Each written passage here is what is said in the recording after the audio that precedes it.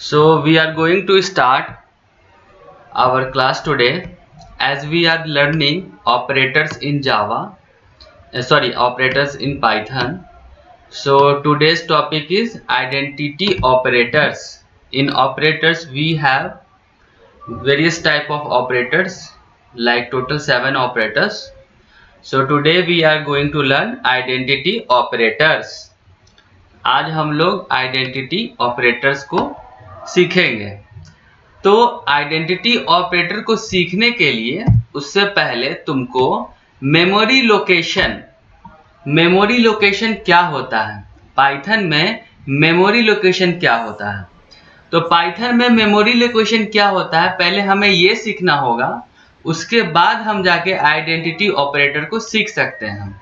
क्यों? क्योंकि दोनों एक दूसरे से इंटरकनेक्टेड है। तो पहले हम मेमोरी लोकेशन को सीखते हैं कि मेमोरी लोकेशन होता क्या है पाइथन में, और उसके बाद सीखेंगे आइडेंटिटी ऑपरेटर।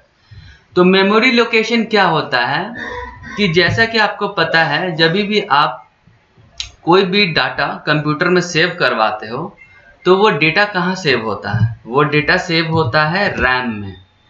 वो डेटा सेव होता है रैम में। रैम कहाँ होता है? रैम होता है सीपीयू में। मतलब पहले हमारा एक सेंट्रल प्रोसेसिंग यूनिट होता है और उसके अंदर रैम होता है, और रैम के अंदर हमारा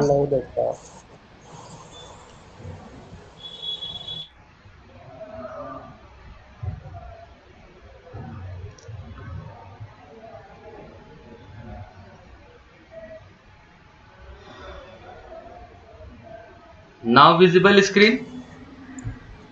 यस सर, आगे। ओके, तो जैसा कि मैं आपको बता रहा था कि सीपीयू के अंदर रैम होता है और रैम में हमारा डेटा सेव होता है। रैम में क्या सेव होता है? कोई भी डाटा हम लिखते हैं तो वो कहाँ सेव होता है? रैम में। सीपीयू के अंदर जो रैम होता है उस पर डेटा सेव होता है। तो होता क्या है, कोई किसी भी प्रकार का आप डेटा कंप्यूटर में स्टोर करते हो, कोई भी डेटा आप वहां पे कंप्यूटर में टाइप, आपने कुछ भी टाइप किया, फॉर एग्जांपल आपने टाइप किया APPLE एप्पल। तो ये जो एप्पल क्या है? Apple is a data. Apple क्या है? Apple is a data. Apple एक डेटा है, और ये डेटा कहाँ स्टोर होता है? रैम में। और रैम कहाँ होता है? सीपीयू के अंदर। तो जो कुछ भी हम अपने कंप्यूटर में लिखते हैं और सेव करते हैं वो सारा का सारा जाके रैम में स्टोर होता है। तो अब हम चलते हैं कि लोकेशन क्या होता है, मेमोरी लोकेशन क्या होता है। तो मेमोरी लोकेशन को समझने के लिए, जैसा कि हम लोग पाइथन पढ़ रहे हैं, तो हम लोगों ने एक छोटा सा कोड किया था। फॉर एग्जांपल ये है हमारे पास एक वेरिएबल, एक हमारे पास वेरिएबल है ए नाम का, दूसरा वेरिएबल है बी नाम का, तीसरा वेरिएबल है सी नाम का। हमने क्या किया, ए में स्टोर किया 10, बी में स्टोर किया 5, और सी में क्या किया? ए प्लस बी। सी में किया A equal to A plus B, और इसको फिर प्रिंट करवाया। ये जो प्रोग्राम आप यहाँ पे देख रहे हैं, ये प्रोग्राम है एडिंग टू नंबर का। Adding two numbers. जब भी हमें ऐड करना होता है तो हम इस तरीके का प्रोग्राम पाइथन में लिखते हैं और फिर इसको एग्जीक्यूट करवाते हैं, और एग्जीक्यूट करने के बाद उसका प्रिंट रिजल्ट आता है, आउटपुट आता है। तो अभी क्या तुमने देखा कि ये जो कुछ भी हमने यहाँ पे कोडिंग लिखा है, जो कुछ भी हमारा कोडिंग लिखा है, it is a form of data. ये क्या है? एक तरीके का डेटा ही तो है। ये जो हमने कोडिंग अभी लिखा है पाइथन में, ये क्या है? एक प्रकार का डेटा है। तो ये डेटा भी कहाँ जाके स्टोर होगा? ये डेटा भी जाके सीपीयू में स्टोर होगा। तो इस डेटा को जब डेटा सीपीयू में स्टोर होता है तो वो थोड़ा सा कैसा दिखता है, थोड़ा सा we are going to deep. अब इस कोड को हम थोड़ा सा हार्डवेयर टर्म्स में समझेंगे। हार्डवेयर टर्म्स में क्या समझेंगे? हमने यहाँ लिखा a इक्वल टू 10। हमने क्या लिखा? a equal to 10। तो जब मेमोरी एलोकेशन होगा, मेमोरी एलोकेशन जब भी सीपीयू में रैम में जब भी मेमोरी एलोकेशन होगा तो क्या होगा कि a इक्वल टू, जैसे कि हमने यहाँ 10 लिखा, तो क्या होगा मेमोरी में जाके, मेमोरी में क्या होगा, a इक्वल टू 10 जो है ना, इस पूरे को एक एड्रेस दिया जाएगा, इस पूरे को एक एड्रेस दिया जाएगा। वो इस प्रकार का एड्रेस हो सकता है, कोई भी नंबर, या वो एक प्रकार का एड्रेस होता है जो कि रैंडमली होता है, वो रैंडम होता है, वो मेमोरी लोकेशन होता है। तो हमने जो यहाँ a इक्वल टू 10 लिखा, वो मेमोरी में जाके एक जगह पे सेव हो जाता है, मेमोरी में जाता है और एक जगह पे सेव हो जाएगा। और सेव होने के लिए उसको एक नंबर चाहिए, मेमोरी नंबर।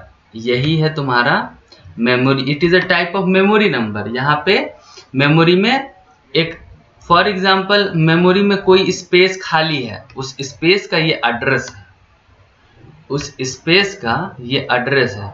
अगर तुमको समझना चाहो तो मैं बताऊं कि अगर रैम है, रैम के अंदर मेमोरी है, और मेमोरी में क्या होता है, छोटे छोटे स्पेसेस होते हैं, एम्प्टी स्पेसेस, छोटे छोटे एम्प्टी स्पेस हैं, छोटे छोटे एम्प्टी स्पेस, जहां भी तुम देख रहे हो एम्प्टी स्पेस हैं।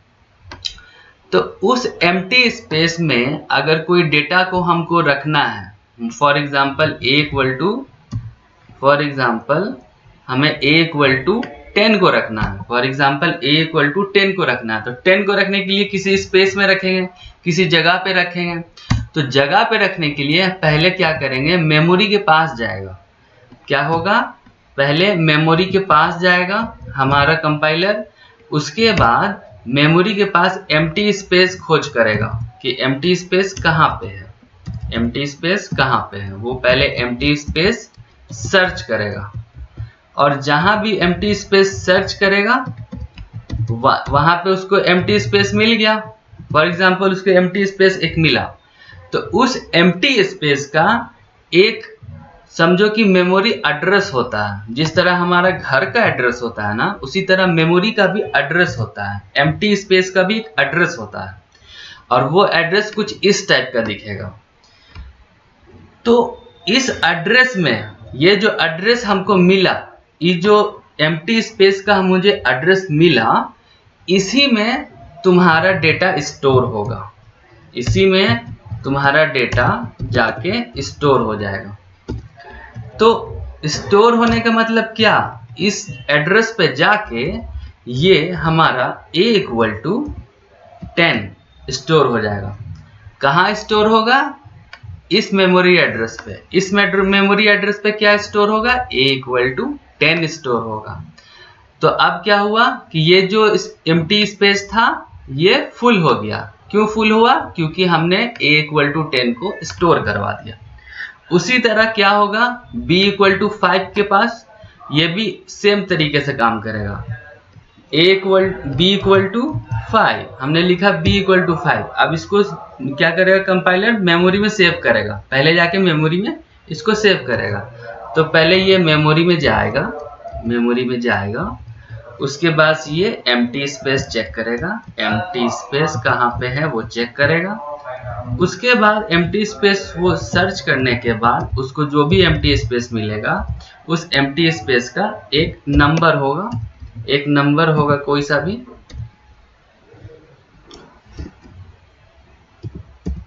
नंबर हो गया। अब उस एड्रेस पे, उस मेमोरी एड्रेस पे वो क्या करेगा, हमारा जो डेटा है उसको स्टोर करवा देगा, और वो डेटा कौन सा होगा, वो डेटा होगा तुम्हारा b इक्वल टू 5। तो इस तरह b का डेटा सेव हो गया। उसी तरह हमारे पास नेक्स्ट वेरिएबल है c, तो c भी क्या करेगा, एक मेमोरी लोकेशन ढूंढेगा।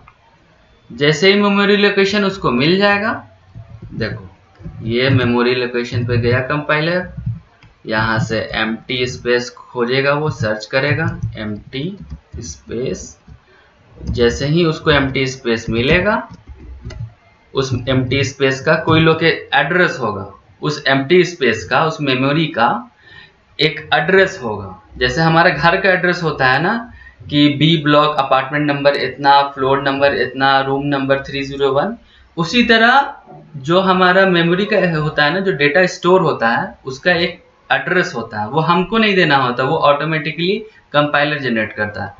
तो उसी तरह एक वहां से भी एड्रेस होगा उसका, वो एड्रेस को वो वहां से कलेक्ट करेगा, उस एड्रेस पे जाएगा और उस एड्रेस पे जाके हमारा डेटा को स्टोर कर देगा, हमारा डेटा को स्टोर कर देगा।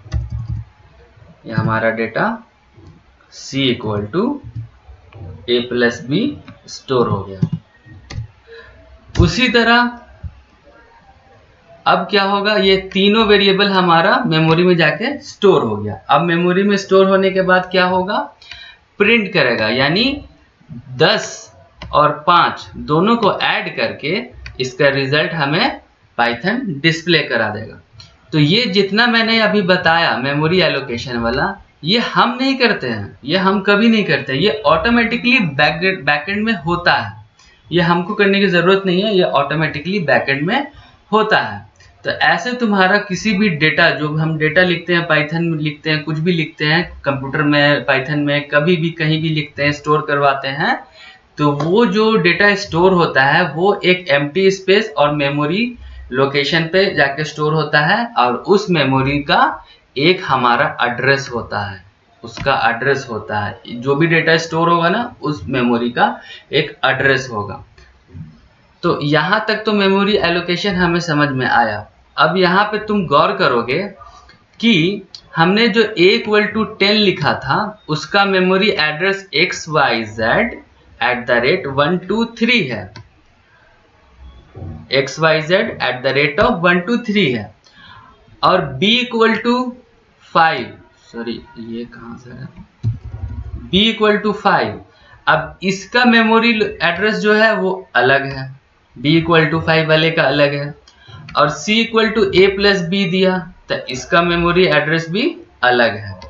तो तीनों वेरिएबल का, variable a, variable b, variable c, तीनों का मेमोरी एड्रेस डिफरेंट है। क्यों डिफरेंट है? क्योंकि तीनों के पास अलग अलग डिफरेंट टाइप का डेटा है। वेरिएबल a के पास 10 है, वेरिएबल b के पास 5 है, और वेरिएबल c के पास a और b है। बट होता क्या है, इसमें एक स्टेप और आगे चलेंगे। अगर हम लिखते हैं a इक्वल टू 10, हमने लिखा a इक्वल टू 10, जैसे ही हमने लिखा a इक्वल टू 10, वो जाके सेव हो गया। अब उसी तरह हमने b इक्वल टू 5 यहाँ पे लिखा है, तो हम यहाँ क्या करते हैं, b इक्वल टू 5 ना लिख के b इक्वल टू 10 लिख देते हैं। तो वेरिएबल a के पास भी 10 हो गया। अभी देखो वेरिएबल a के पास भी हमने 10 लिख रखा था, और b के पास भी हमने 10 लिख दिया। तो अभी देखोगे कि वेरिएबल a के पास जो डेटा है वो सेम डेटा है वेरिएबल b के पास। वेरिएबल a के पास जो डाटा है वो डेटा b के पास भी है, तो यानी वेरिएबल a वाला डेटा वेरिएबल b के पास भी है। जब ऐसा होता है, जब तुम्हारा क्या होता है कि वेरिएबल का जो डेटा है ना सेम हो गया, वेरिएबल का डेटा सेम हो गया, जैसे a इक्वल टू 10 और b इक्वल टू 10। ऐसे कंडीशन में जब भी मेमोरी एलोकेशन होगा, तो दोनों वेरिएबल्स का मेमोरी लोकेशन भी सेम होगा, दोनों वेरिएबल का मेमोरी लोकेशन भी सेम होगा। क्यों सेम होगा? इसलिए सेम होगा क्योंकि दोनों के पास सेम टाइप का डेटा है, दोनों के पास सेम टाइप का डेटा है, a के पास भी 10 है, b के पास भी 10 है।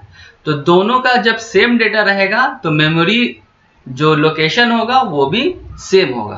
तो इस केस में मेमोरी एलोकेशन कैसे होता है, हम for example a equal to 10 इसका बनाते हैं। तो इसका होगा क्या, इसका होगा जब भी कंपाइलर मेमोरी के पास जाएगा, उसके बाद क्या होगा, वो क्या करेगा, एम्प्टी एक खाली जगह को वो सर्च करेगा।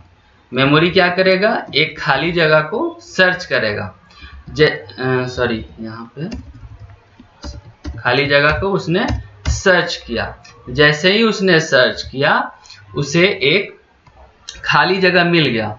जैसे ही सर्च किया, उसे खाली जगह सपोज दैट उसे मिला, तो उस खाली जगह का भी एक एड्रेस होगा। जैसे हमारा घर का एड्रेस होता है, जैसे हमारा घर का एड्रेस होता है कि house number 274, floor number 1, room number 321। तो इसी टाइप का मेमोरी का भी एक एड्रेस होता है, यानी एम्प्टी स्पेस, खाली जगह का भी एक एड्रेस होता है। तो उस एड्रेस, फॉर एग्जांपल एक एड्रेस खाली हमको एम्प्टी स्पेस मिला और उसका एड्रेस है XYZ 178। अब जो ये एड्रेस मिला है, इसी एड्रेस पे हम क्या करेंगे, जो हमारा डेटा है, डेटा हमारा यहाँ क्या है, A=10, इसी डेटा को हमने स्टोर करवा दिया, A=10 को स्टोर करवा दिया। ये तो A=10 का स्टोरिंग हम समझे। अब फॉर एग्जांपल B=10, इसके ये वाले केस में कैसे मेमोरी एलोकेशन होगा, तो ये भी जब भी B=10 लिखोगे तो मेमोरी सर्च करेगा। उसके बाद मेमोरी क्या सर्च करेगा, एम्प्टी स्पेस। और एम्प्टी स्पेस जब भी वो सर्च करेगा और उसे एम्प्टी स्पेस मिल जाएगा, तो उस खाली जगह का यानी एम्प्टी स्पेस का एक एड्रेस होगा, फॉर एग्जांपल 456।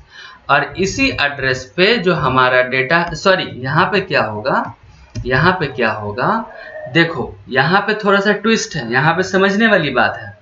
A=10 लिखा हुआ है और B=भी 10 लिखा हुआ है, तो यहाँ पे क्या होगा, दोनों का मेमोरी एड्रेस सेम हो जाएगा, दोनों वेरिएबल का। देखो इसका भी XYZ@178 हो जाएगा और इसका भी XYZ@178 हो जाएगा। तो क्योंकि दोनों डेटा सेम है,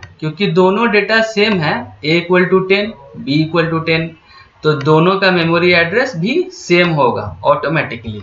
और फिर क्या होगा, डेटा हमारा उस सेम एड्रेस पे जाके B=10 स्टोर हो जाएगा। तो यहाँ पे तुमने देखा कि जब भी वेरिएबल का वैल्यू, वेरिएबल क्या है, वेरिएबल A है और इसकी वैल्यू क्या है, 10 है।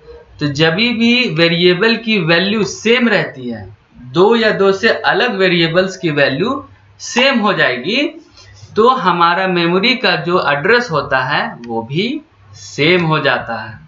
अगर दोनों वेरिएबल या दो से ज्यादा वेरिएबल का डेटा अगर सेम नहीं है, अलग अलग है, तो उस कंडीशन में अलग अलग मेमोरी लोकेशन होता है। जैसे कि यहाँ हम लोगों ने ऊपर में देखा, इसका डेटा A=10 का मेमोरी लोकेशन अलग है, B=5 का भी मेमोरी लोकेशन अलग है, C=A+B का भी मेमोरी लोकेशन अलग है।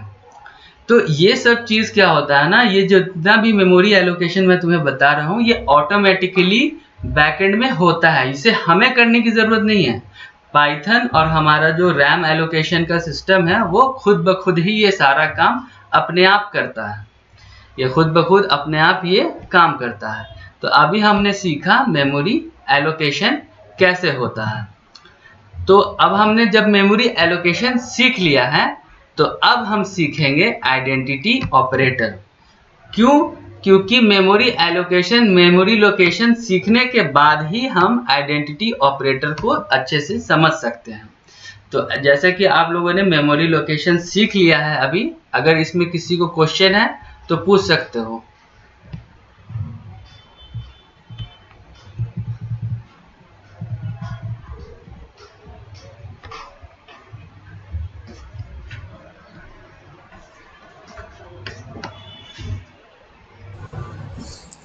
सर ये एक प्रोसेस है ना डाटा स्टोर करने का? हाँ, डेटा स्टोर करने का ये एक प्रोसेस है। तो अब हम लोग आगे चलते हैं। हम आइडेंटिटी ऑपरेटर अभी पढ़ने जा रहे हैं मेमोरी एलोकेशन के बाद। और पहला ऑपरेटर है हमारा IS तो IS जो इज ऑपरेटर है, उसका मतलब क्या होता है, true if both variables pointed to the same object. यहाँ ऑब्जेक्ट का मतलब क्या है? यहाँ ऑब्जेक्ट का मतलब है सेम मेमोरी लोकेशन। यहाँ पे ऑब्जेक्ट का मतलब है मेमोरी लोकेशन, सॉरी मैंने सेम बोल दिया। ऑब्जेक्ट का मतलब होता है मेमोरी लोकेशन। यहाँ पे ऑब्जेक्ट का क्या मतलब है? Memory location. तो ये पूरा सेंटेंस क्या बोल रहा है? ये पूरा सेंटेंस बोल रहा है कि अगर दोनों वेरिएबल, फॉर एग्जांपल हमारे पास वेरिएबल ए है और वेरिएबल बी है, अगर दोनों वेरिएबल का एक ही मतलब दोनों वेरिएबल का अगर सेम मेमोरी लोकेशन होता है, सेम मेमोरी एड्रेस होता है, तो वो ट्रू कहेगा, उसका ट्रू रिजल्ट आएगा। मतलब यहाँ पे अगर तुम देखोगे, अगर कोई दो वेरिएबल है, variable a equal to 10, variable b equal to 10, अगर दोनों वेरिएबल के पास अगर सेम डेटा है तो ये क्या होगा? इसका रिजल्ट हमेशा हमारा क्या आएगा? ट्रू। इसका रिजल्ट हमेशा क्या आएगा? ट्रू। ट्रू क्या है? It is a Boolean value. It is a Boolean value. अगर हमारा दो वेरिएबल में या दो से ज्यादा वेरिएबल में हमारा सेम डेटा है तो वो हमें क्या रिटर्न करेगा? ट्रू। और ट्रू क्या है? बुलियन वैल्यू है। तो हमने फर्स्ट वाला समझा। अब हम समझते हैं इज नॉट। इज नॉट क्या बोलता है? इज नॉट ऑपरेटर क्या बोलता है? इज नॉट बोलता है true if they point different object. मतलब अगर दोनों वेरिएबल अलग अलग मेमोरी लोकेशन में हैं तो हमें ये क्या रिटर्न करेगा? ट्रू रिटर्न करेगा। मतलब मैं तुम्हें यहां बताता हूं कि अगर हमारे पास दो वेरिएबल है, वेरिएबल a इक्वल टू 10 और वेरिएबल b इक्वल टू 10, तो a का वेरिएबल a का जो मेमोरी लोकेशन होगा वो कुछ इस प्रकार होगा और b का जो मेमोरी लोकेशन होगा कुछ इस प्रकार होगा। तो तुम यहाँ पे देखोगे कि b का मेमोरी लोकेशन कुछ और है और वेरिएबल a का मेमोरी लोकेशन कुछ और है। तो जब डिफरेंट मेमोरी लोकेशन होगा तो ये क्या करेगा? इज नॉट, जो हमारा इज नॉट है ना, वो हमें क्या करेगा? ट्रू को, जो हमारा ट्रू है ना, वो उसको ट्रू को हम लोग को वो रिटर्न करेगा। तो ये दोनों ही ऑपरेटर ट्रू रिटर्न करते हैं, इज भी और इज नॉट भी। इज कब ट्रू रिटर्न करेगा? अगर दोनों वेरिएबल का मेमोरी लोकेशन सेम होगा। और इज नॉट ऑपरेटर कब ट्रू रिटर्न करेगा? जब दोनों ऑपरेटर का मेमोरी लोकेशन अलग अलग होगा। तो यहां तक समझ में आया इज और इज नॉट क्या होता है? Yes sir. ओके, अब हम आगे चलते हैं। सबसे पहले इज का कोड करते हैं। इज का कोड करने से पहले मैं तुम्हें कुछ यहाँ पे बताता हूं, उसको समझो। उसमें क्या होगा? यहाँ पे एक हमारा कोड है ये, एक हमारा ये है ये, एक हमारा ये है, ठीक है। ओके, तो अभी तक जो भी हमने सीखा, पहले इज वाला को हम लोग सीखेंगे। पहले हम इज ऑपरेटर को सीखेंगे। इज ऑपरेटर जो क्या है? आइडेंटिटी ऑपरेटर है। ये है तुम्हारा आइडेंटिटी ऑपरेटर, ठीक है। तो हमारे पास एक कोड है, हमारे पास ये इतना बड़ा कोड है। इस कोड को मैं सिखाता हूं तुम लोग को। ये कोड क्या है? हमारे पास एक वेरिएबल a है, हमारे पास एक वेरिएबल b है। तो a के पास कौन कौन सी वैल्यू है? a के पास वैल्यू है a, 2, 3। वेरिएबल a के पास कौन कौन सी वैल्यू है? 1, 2, 3। a के पास ये है। और b के पास क्या है? b के पास क्या लिखा है? b equal to a। b equal to a का मतलब क्या हुआ? b इक्वल टू a का मतलब हुआ कि वेरिएबल a के पास जो डेटा है वही डेटा b के पास भी रहेगा।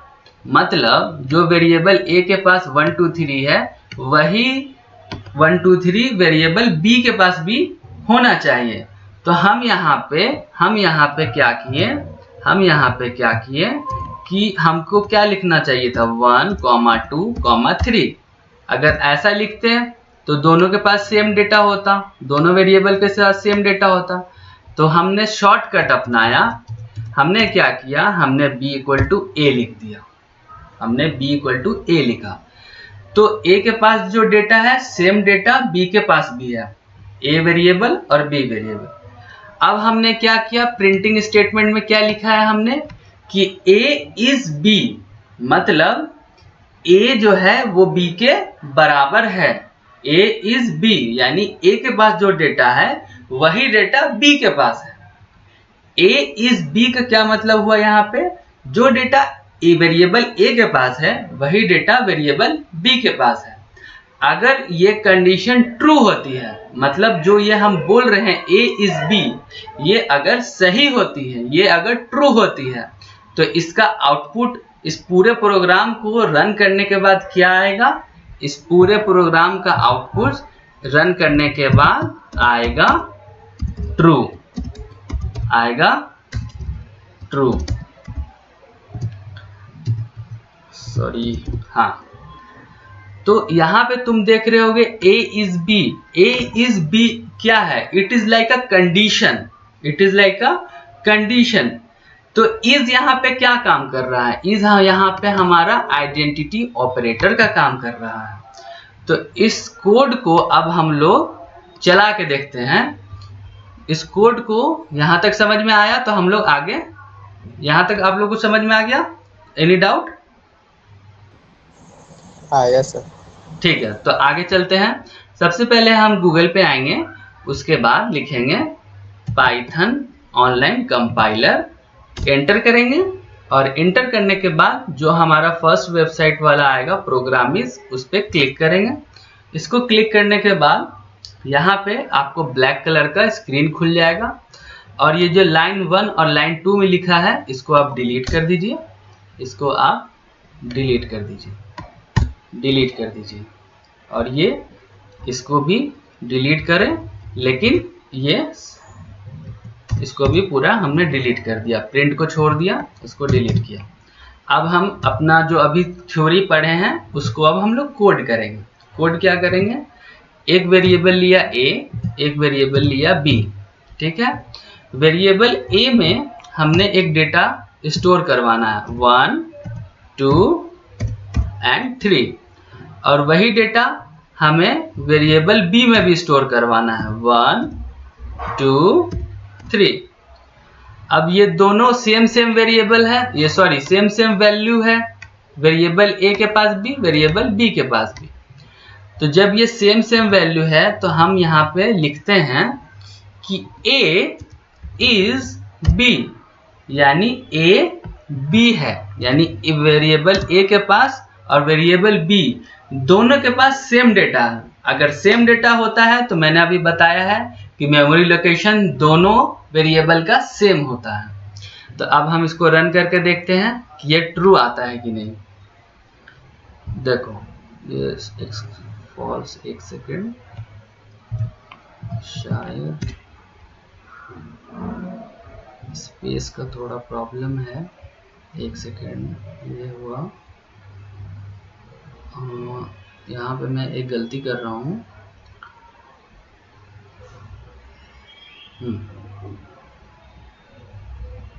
यहाँ पे मैंने समझाने के लिए यहाँ पे सेम डेटा लिखा, यहाँ मैं लिखता हूँ a, और हाँ अभी रन करके देखते हैं तो ये आया हमारा ट्रू।